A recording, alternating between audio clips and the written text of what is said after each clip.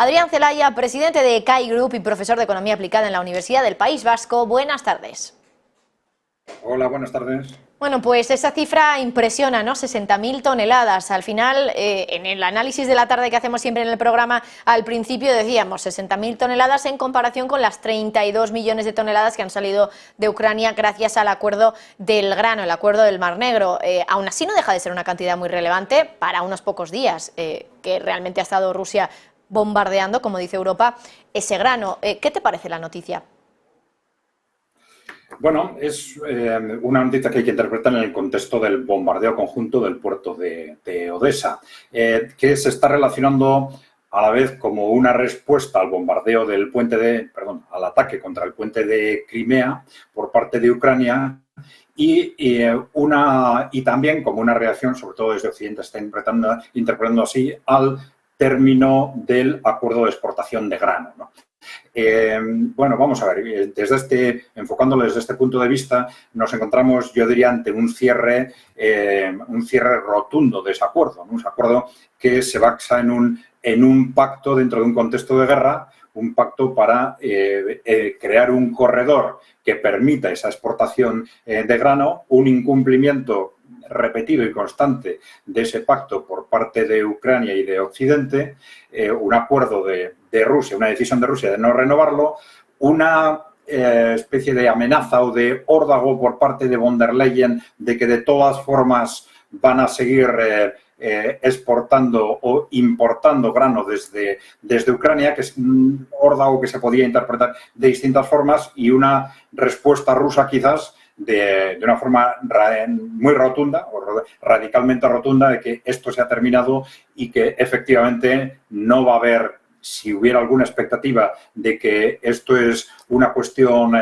temporal o provisional, pues dejar claro que esto no es así, que se ha terminado y que esa exportación de grano va a terminar. ¿Esto qué significa? Pues evidentemente es un golpe económico muy directo frente a la economía de Ucrania. Y esto, claro, supone o un golpe en último término contra la propia Ucrania o contra quienes están financiando en último término ese permanente déficit del presupuesto de Ucrania, que es al final Occidente. Bueno, vamos a ver por qué el contexto del conflicto en Ucrania está evolucionando muy rápidamente, pero esto es, dentro de ese contexto, una pieza económicamente tremendamente importante.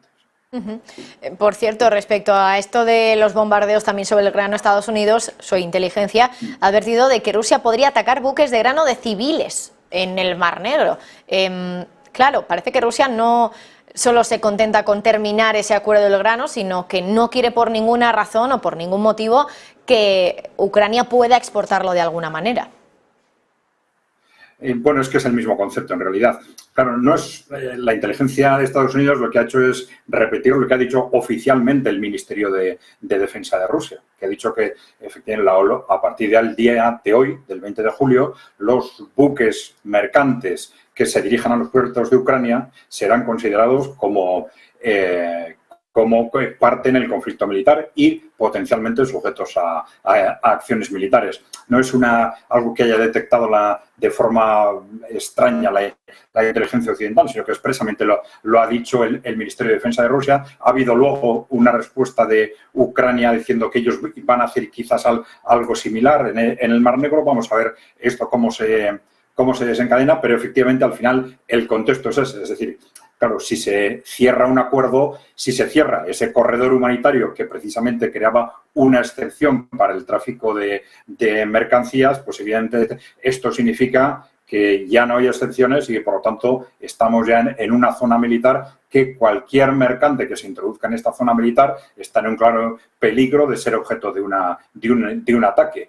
Desde Ucrania se ha hecho referencia también a que esto se ha aplicado de forma inmediata porque ya las compañías de seguros han dicho que no protegen, no van a cubrir a los barcos mercantes que se dirijan a los puertos de Ucrania, con lo cual tenemos ya una aplicación inmediata de estas medidas.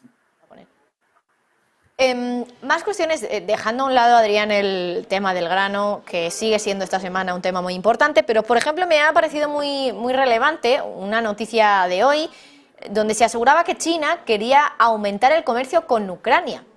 Me parece relevante porque al final China, aunque se quiere posicionar como un actor más neutral, ya sabemos que Xi Jinping y Putin han dicho que tienen una amistad sin límites, sus países. ¿Qué supone o qué puede suponer para Rusia que ahora China precisamente diga que quiere aumentar el comercio con Ucrania?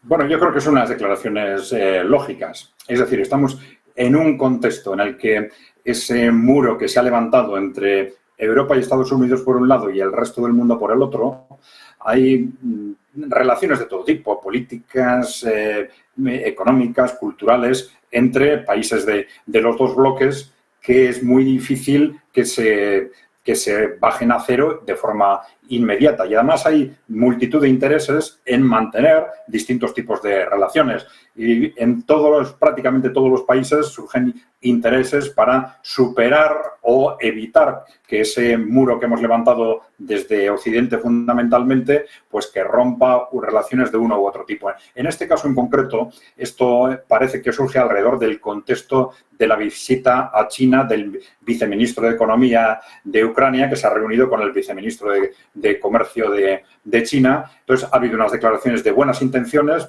En ese contexto, yo creo que perfectamente lógicas. Hay que tener en cuenta que China tiene inversiones muy importantes en Ucrania.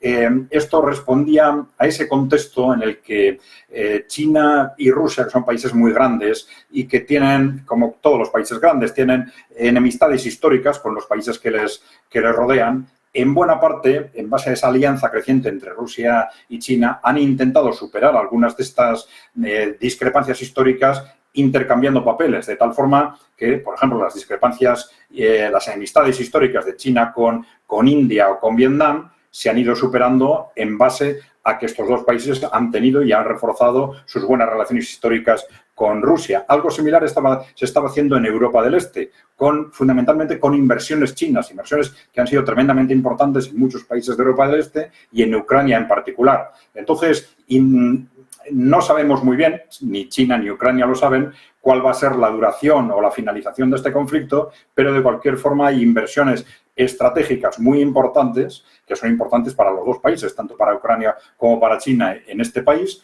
y bueno, garantizar el futuro de esas inversiones, que no haya problemas, que se respeten las inversiones realizadas, pues es un objetivo absolutamente natural dentro del contexto en el que se están moviendo las relaciones entre los distintos países, ¿no? Y también entre China y Ucrania.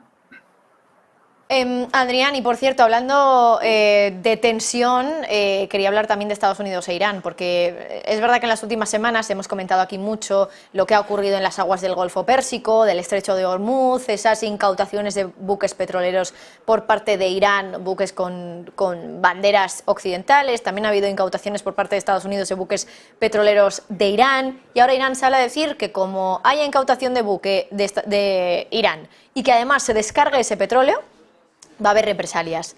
¿Qué tipo de represalias puede poner en marcha Irán contra Estados Unidos si esto ocurre? Porque hace no mucho, creo que era en el mes de abril, era cuando Estados Unidos incautaba un buque petrolero de Irán. Y yo también, una de las cosas que que leía en ese momento era que Estados Unidos tenía como opción o como una posibilidad descargar ese petróleo y venderlo, de hecho.